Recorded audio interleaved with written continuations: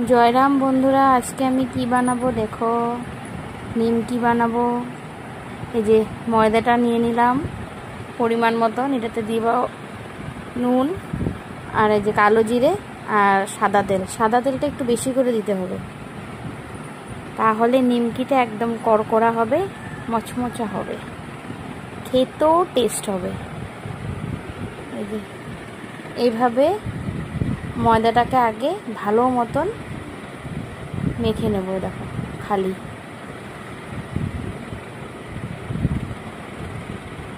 হয়ে গেছে। এখন জল অল্প অল্প জল দিয়ে মাখবো, বেশি বেশি জল দেওয়া যাবে না। এই যে আমার ময়দাটা মাখা হয়ে গেছে, এখন একটু রেস্ট দিয়ে দেব।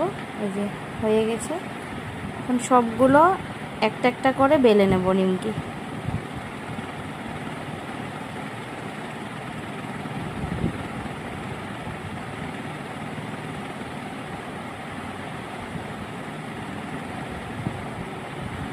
প্রসেসটা তোমরা দেখে নাও, তোমরাও বাড়িতে বানিয়ে খাবে।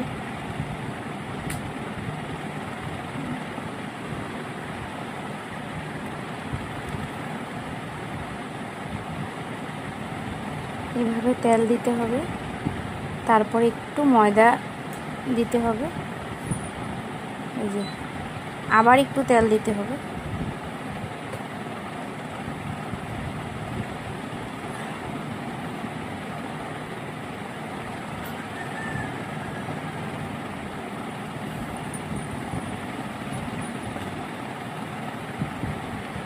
এই দেখো, এই প্রসেসটা তোমাদের করতে হবে, না তো নিমকি হবে না।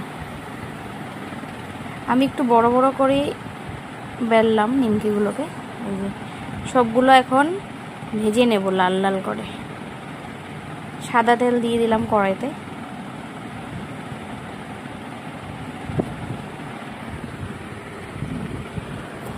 সবগুলো এভাবে নিমকি ভেজে নেব।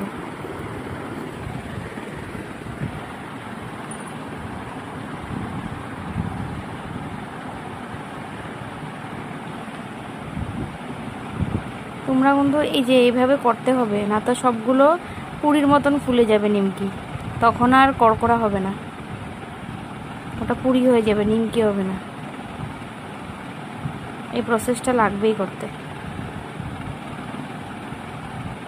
যে যেটা দিয়ে পারো করে নেবে। আমি তো চাকু দিয়ে করছি।